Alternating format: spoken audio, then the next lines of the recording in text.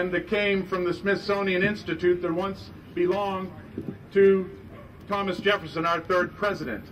Thomas Jefferson had no regard for the Islamic religion. He had no regard for Muhammad. I may be risking my life to say this, but I'd rather die in truth than live in falsehood.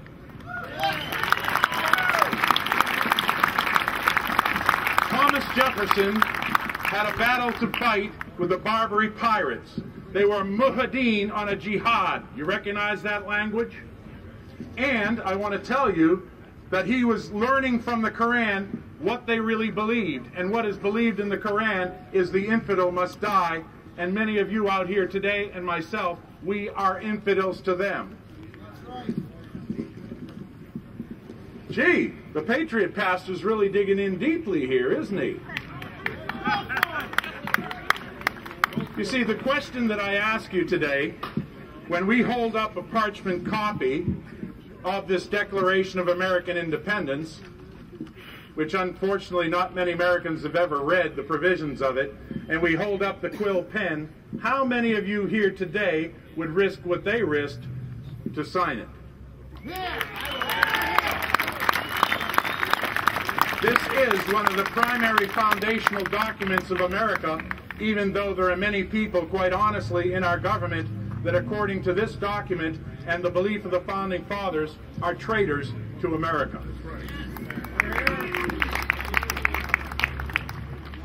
One of the things that's there, and I'm sure you're familiar with it, we've said it before, it's been said here today, needs to be said again, and they are endowed by their Creator, the God of the Bible, with certain unalienable rights, that among these are life, liberty, and the pursuit of happiness, that to secure these rights, government are instituted among men.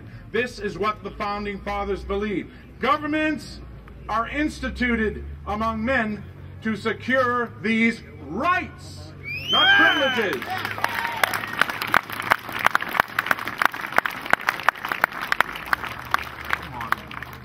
I ask you today, as I am asking myself today, to do exactly what they said in that declaration in the General Congress assembled, appealing to the Supreme Judge of this world for the rectitude of our intentions. We have many people that don't understand what we're talking about here today. They don't understand why we've given up a beautiful Sunday to come out on this green, but for the very same reasons. And we apply to the Supreme Judge of the world for the rectitude of our intentions and for the support of this declaration, the declaration that we're making even today with a firm reliance on the protection of divine providence. We mutually pledge to each other, what? Our lives, say it with me, our lives, our fortunes, and our sacred honor. For all of our sisters out there in the cause, I haven't mentioned any of the founding mothers. Do you know who Mercy Otis Warren was?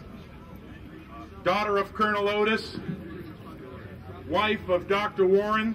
She said, "It is necessary for every American with becoming energy to endeavor to stop the dissemination of principles evidently destructive of the cause for which they have bled. It must be the combined virtue of the rulers and the people to do this, and to rescue and save their civil and religious rights from the outstretched arm of tyranny, which may appear under any mode and form of government." I want to tell you, as an American, nobody loves this country more than I do. And if you think so, come and arm wrestle me after my speech.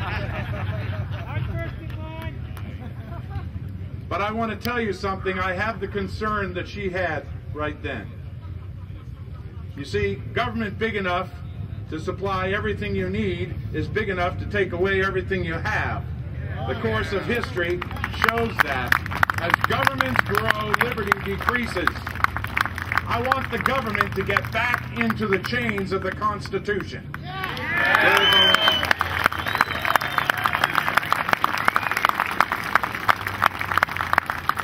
I have not given up believing in a constitutional republic as the best form of government ever on the history of this planet.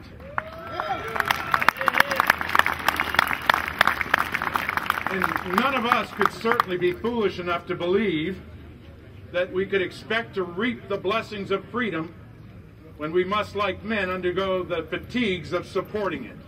And that also by Thomas Paine.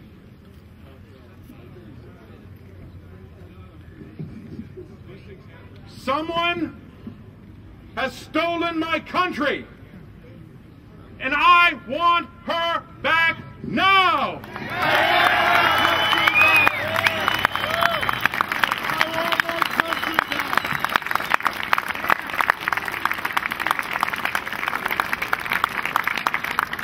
The remarks that were made by Edward Vieira, some of the remarks that I made about Jonas Clark, are in this book. Beautiful little book. I have many of them with me. And of course, the Citizen Rule book. Have one, give them out. I give them out to our government leaders. Said, have you ever read the Constitution? Have you ever read the Declaration of American Independence?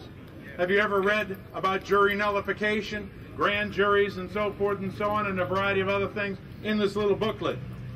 So I encourage you to distribute these things. And I also want to welcome to this platform today a great American who I've just recently met, who's flown here all the way from Nevada to speak to us today, the founder and the leader of Oath Keepers. Please welcome Stuart Rhodes.